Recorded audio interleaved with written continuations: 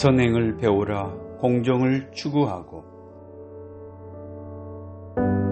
이사야 예언서 첫 번째 장에서 발췌한 이번 달 성할 말씀은 1월 18일부터 25일까지 북반구 전 지역에서 함께 지내는 그리스도인 일치 기도 주간을 위해 선정된 것으로, 이에 관한 자료는 미국 미네소타의 한 그리스도인 공동체가 준비했습니다.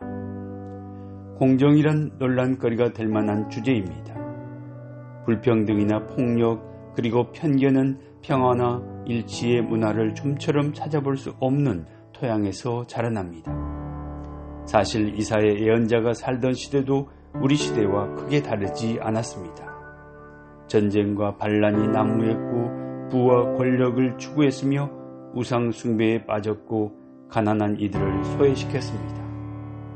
이로 인해 당시 이스라엘 백성은 길을 잃고 말았습니다.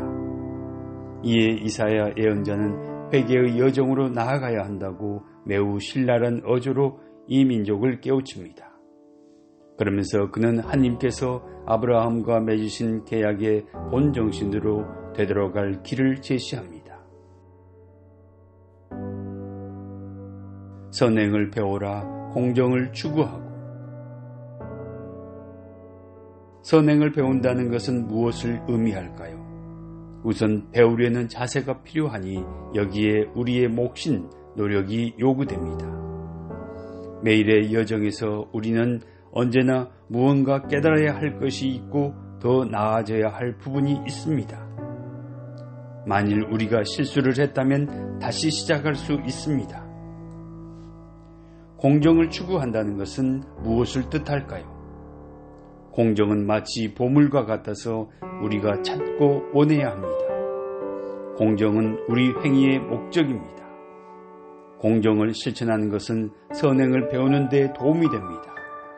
이는 하나님의 뜻을 포착할 줄 아는 것이고, 하나님의 뜻은 우리에게 선익이 됩니다. 이사야 예언자는 구체적인 예들을 제시합니다. 곧 하나님께서 가장 선호하시는 사람들은 무방비 상태에 놓여있는 이들로서 억압받는 사람들, 고아들과 과부들이라고 말합니다. 하나님께서는 당신 백성에게 다른 이들을 구체적으로 돌보아주라고 초대하십니다. 무엇보다 특히 자신의 권리를 주장할 수 없는 이들을 돌보아주라고 초대하십니다. 종교 행위들, 곧 예식을 치르고 희생 제물을 바치며 기도를 하더라도 만일 선행과 공정을 추구하고 실천하는 행위가 뒤따르지 않는다면 그분께서 기꺼워하시지 않는다는 뜻입니다. 선행을 배우라. 공정을 추구하고. 이 성할 말씀은 우리로 하여금 다른 이들을 도와주도록, 즉 다른 이들의 어려움을 주의 깊게 살펴보면서 즉시 구체적으로 돕도록 이끌어줍니다. 우리가 회개의 길로 나아가기 위해서는 다른 이들을 향해, 무엇보다도 특히 고통받는 이들을 향해 우리의 마음과 정신을 활짝 열고 두 팔을 벌려 그들을 맞아 주어야 합니다. 정의에 대한 갈구와 추구는 인간의 양심 속에 늘 내재되어 있으며 하나님께서 직접 인간의 마음 속에 이를 심어주셨습니다.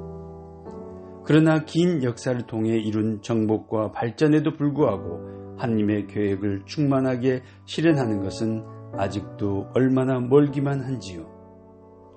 오늘날에도 여전히 일어나고 있는 전쟁과 테러리즘, 인종 간, 민족 간의 대립은 사회적, 경제적 불평등과 불의, 그리고 증오를 보여주는 표지와도 같습니다.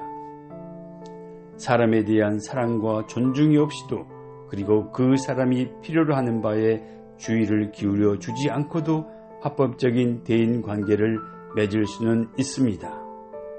하지만 그런 대인 관계는 관료적인 관계가 될 수 있고, 인류가 필요로 하는 것들에 대한 해결책을 제시해 주지는 못합니다. 사랑이 없이는 결코 참된 정의가 있을 수 없습니다. 사랑이 없이는 부유한 이들과 가난한 이들이 재화를 나누지도 않을 것이고, 각 사람의 독특한 특성과 그들이 처한 구체적인 상황에 주의를 기울여주는 노력도 없을 것입니다. 선행을 배우라 공정을 추구하고 일치된 세계를 위해 살아간다는 것은 인류 가족의 일치를 건설하는 데 도움이 될 수 있는 작은 행동들을 통해 인류의 상처를 끌어안는 것입니다. 아르헨티나의 제이는 어느 날 우연히 자신이 예전에 교사로 일하던 학교의 교장 선생님을 만나게 되었습니다. 그 교장 선생님은 근거도 없는 이유를 들어 그를 해고했던 분이었습니다. 그 교장 선생님은 제이를 알아보고 그를 피하려고 했지만 제이는 그분한테 다가가 인사하면서 어떻게 지내시는지 물었습니다. 그러자 그 교장 선생님은 최근 어렵게 지내고 있는 사정을 이야기하면서 이제 다른 도시에 살고 있고 일자리를 찾고 있다고 했습니다.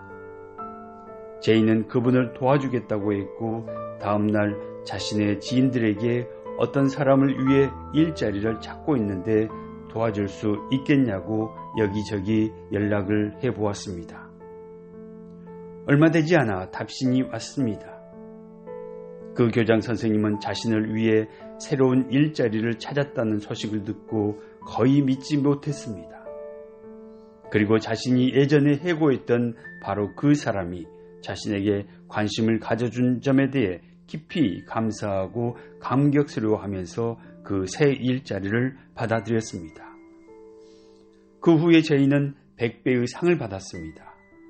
그가 대학교 공부를 시작한 이래 늘 원해왔던 일자리를 바로 그때 두 곳에서나 소개받았기 때문이었습니다. 그 역시 하느님의 이러한 구체적인 사랑에 놀랐고 감동을 받았습니다.